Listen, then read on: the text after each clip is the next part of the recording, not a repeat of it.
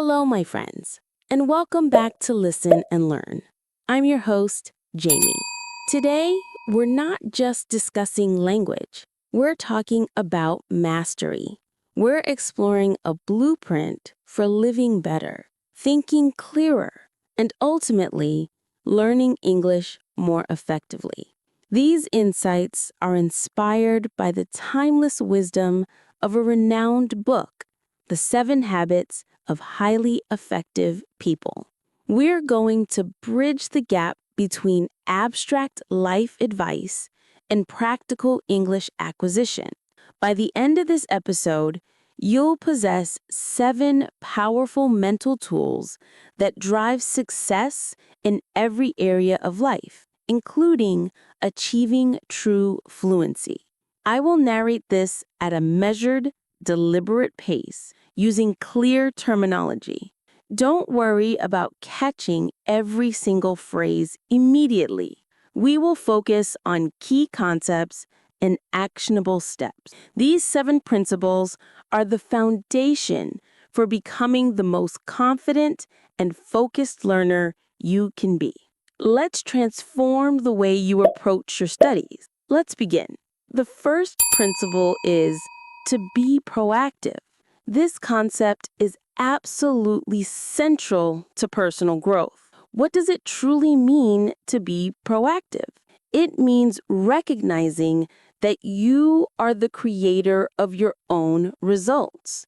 You choose your actions and responses, rather than merely reacting to external pressures. A reactive learner often says things like, "The course materials are too difficult," or "I cannot practice speaking because I have no one around me." A proactive learner shifts that focus. They ask, "Where is my effort needed right now?"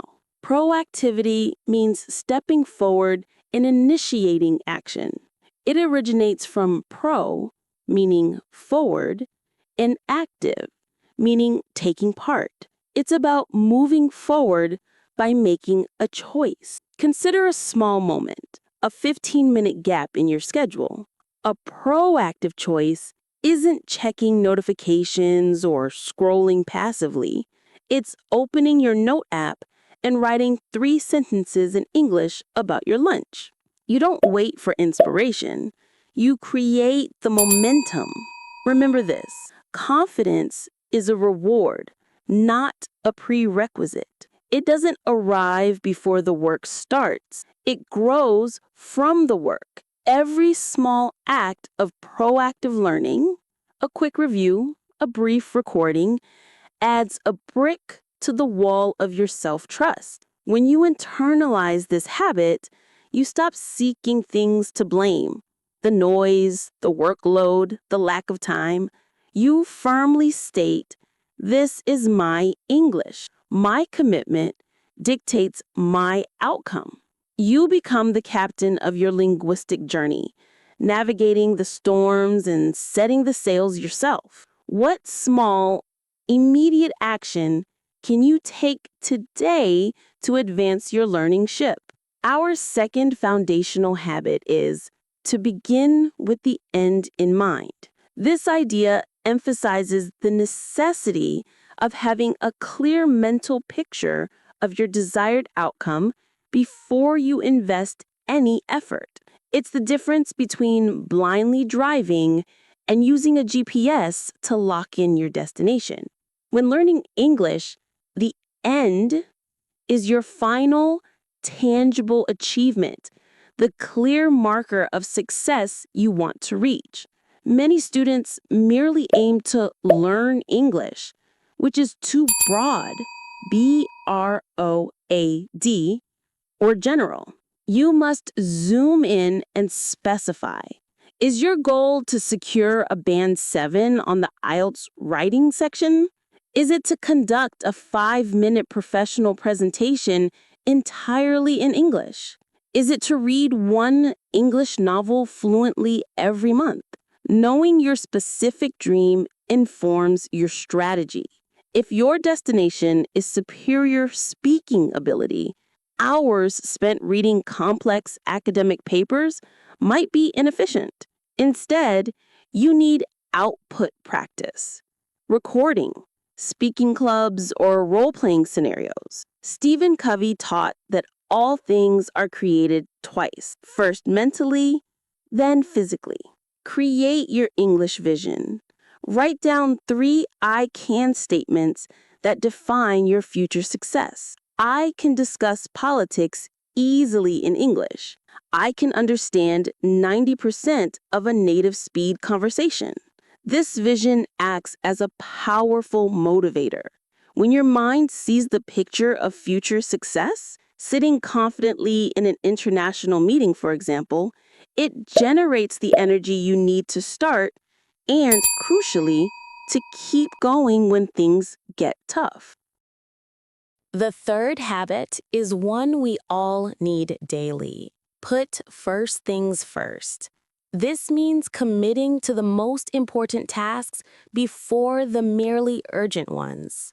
Many learners feel busy, constantly checking apps, reading random articles, but they aren't productive. They confuse activity with true progress. We must differentiate. Urgent activities demand attention now, like phone pings or deadlines, but they may not move you forward.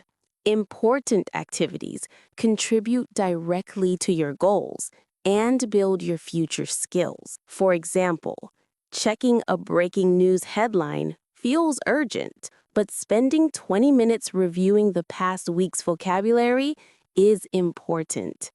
It builds your long-term skill. Think of the jar analogy. The big stones represent important, growth-focused activities, like 20 minutes of focused listening or writing a structured paragraph. The sand represents the noisy, trivial activities, like endless social media scrolling. If you put the sand in first, there's no room for the big stones. The key takeaway: don't wait for free time to appear. Schedule your priorities. Block out 20 minutes every morning for your big stone English task. Do it before checking messages, before social media, before the news. This single act of discipline generates momentum and flow and energy, which is vital for sustained learning. The fourth habit is to think win-win. This philosophy seeks situations where both parties benefit, where nobody loses and everyone gains. In the learning world, thinking win-lose creates stress and comparison. It makes you feel jealous if a classmate speaks better or faster. The win-win approach dictates that your success is not limited by someone else's success. In fact, the opposite is true. When your friend improves, it is proof that improvement is attainable for you too. For English learners, win-win means cooperation. When you help a fellow student understand a difficult idiom, your own understanding of that idiom becomes crystal clear. When they share a useful resource, you both save time and grow. Win-win also means balancing assertiveness with respect. You speak up for your needs. I need to practice debate today. But you also listen to your partner's needs. I need to practice common phrasal verbs. By ensuring mutual benefit, you create a learning relationship based on trust, which allows for open communication and faster overall growth. Help others, and you help yourself most of all. Habit number 5 is highly interpersonal. Seek first to understand, then to be understood. This is one of the most powerful communication principles. It means your primary goal is not to deliver your opinion or reply quickly, but to genuinely comprehend the other person's perspective. In English conversation, many learners fall into the trap of listening only to reply. As the speaker talks, the listener is already mentally formulating their next sentence or translating their response. thus missing the subtle nuances and true meaning of the message. The word seek implies active searching. You are actively searching for information, not just waiting for a pause to speak. When you pause, listen deeply, and ask clarifying questions, you show empathy. When people feel truly understood, they relax, their defenses drop, and they become far more receptive to listening to your ideas. This dramatically improves the quality of your entire conversation and strengthens your listening comprehension beyond the literal words. Good communication starts with the ear, not the mouth. The sixth habit is to synergize. This word might sound complex, but its meaning is simple and profound. The whole is greater than the sum of its parts. In math, 1 plus 1 equals 2. In synergy, 1 plus 1 can equal 3, 4, or even more. Synergy is the extra power created when different elements work together effectively. For English learning, synergy means moving beyond isolation. Language is inherently social. It requires connection. You achieve synergy by working in a diverse group. Imagine a small study team. Person A excels at grammar. Person B is a vocabulary expert. Person C is a confident speaker. If they study together, A can explain complex tenses, while B introduces new expressions, and C ensures they all practice speaking clearly. They all grow faster than they would alone. Synergy also applies to your individual study routine. You can mix different activities, read a short news article, then write a summary of it, then speak the summary out loud, and finally, listen to a related video. When you connect your skills, input feeding output, your brain learns and retains information much faster. The seventh and final habit is sharpen the saw. This is a powerful metaphor for self-renewal. Imagine a woodcutter working relentlessly, growing tired. A friend asks him to stop and sharpen his dull saw. The woodcutter replies, "I can't, I'm too busy cutting." But the truth is, a few minutes spent sharpening the saw would save hours of painful, inefficient labor. In learning, sharpening the saw means investing in yourself, taking the necessary time to rest, recharge, and renew your energy. If you push yourself too hard without breaks, your saw, your mind, energy, and motivation becomes dull. You sharpen your saw in 4 dimensions: physical, adequate sleep, a clear mind requires a rested body, good nutrition and exercise; mental, reading non-English material, exploring a new hobby, or taking a short technology break to reduce digital fatigue; emotional, connecting with loved ones, sharing your struggles, and cultivating a sense of gratitude; spiritual, spending quiet time reflecting or meditating. Crucial for learners, sharpening the saw also means review. Don't always chase new topics.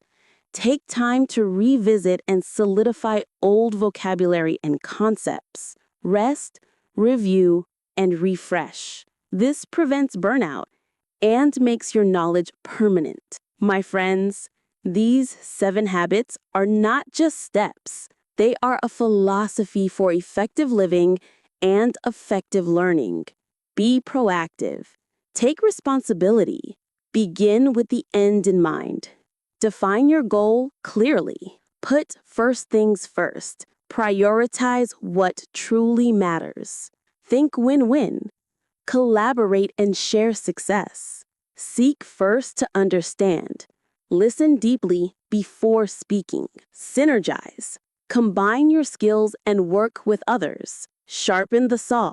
Invest in your body and mind. Learning English is a marathon, not a sprint. These habits are your tools to stay calm when progress feels slow and to keep moving forward when you feel tired. They ensure that you are not just studying English, but actively building the future version of yourself, the one who speaks, writes, and understands with ease. Thank you for spending this valuable time with me today. I hope these profound ideas help you move from simply studying English to truly mastering it. I'm Jamie, and this is Listen and Learn. Stay kind to yourself and keep your mind open. Bye for now.